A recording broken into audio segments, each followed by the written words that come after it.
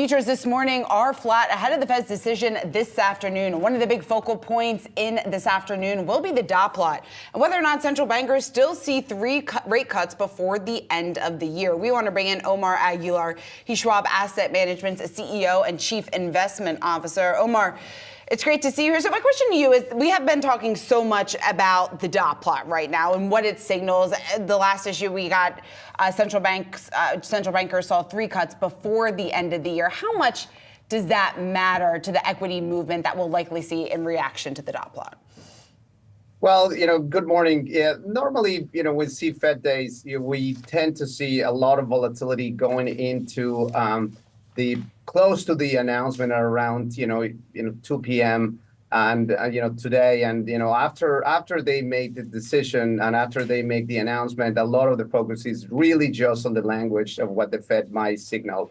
I think looking at the potential signal of whether or not the market believes that June will be the starting point. And today, right now, as you actually look at Fed fund futures, roughly it's a 50-50. It's still, up in the air, and that may trigger that equity market volatility and yield volatility in the bond market, as well as, people will try to extrapolate any words that signal that the Fed is sort of either pushing higher and faster for the beginning of the rate increases, or they will potentially push, for further out. The data-dependent language will still be there. The patient language will still be there. And I think it's just any signals that will suggest that they're looking at other pieces of data. Omar, as you put within your notes to us as well here, historically, central banks, they don't have a tendency to cut rates ahead of economic deceleration here. So why is the case different this time, potentially?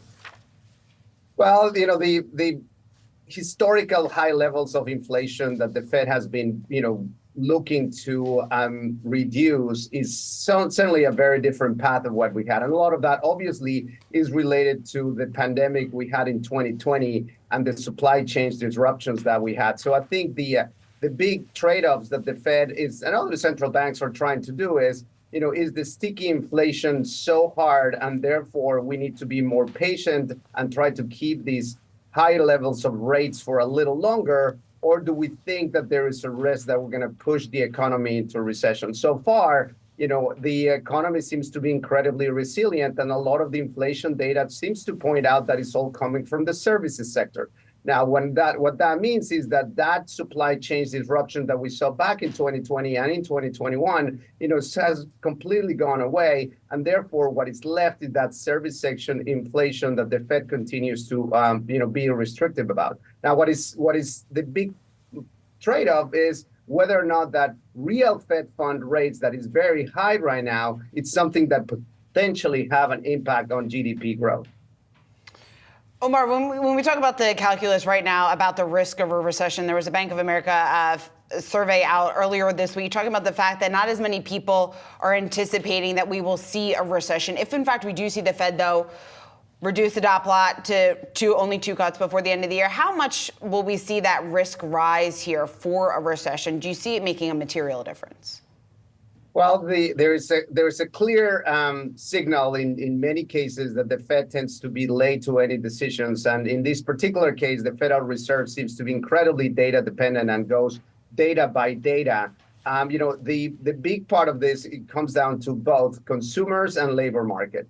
To the extent that the labor market stays where you are, stays strong with levels of wage inflation or wage growth that is, consistent with U.S. economic growth, I think the Fed will continue to just push that, and the probability of a recession may be low.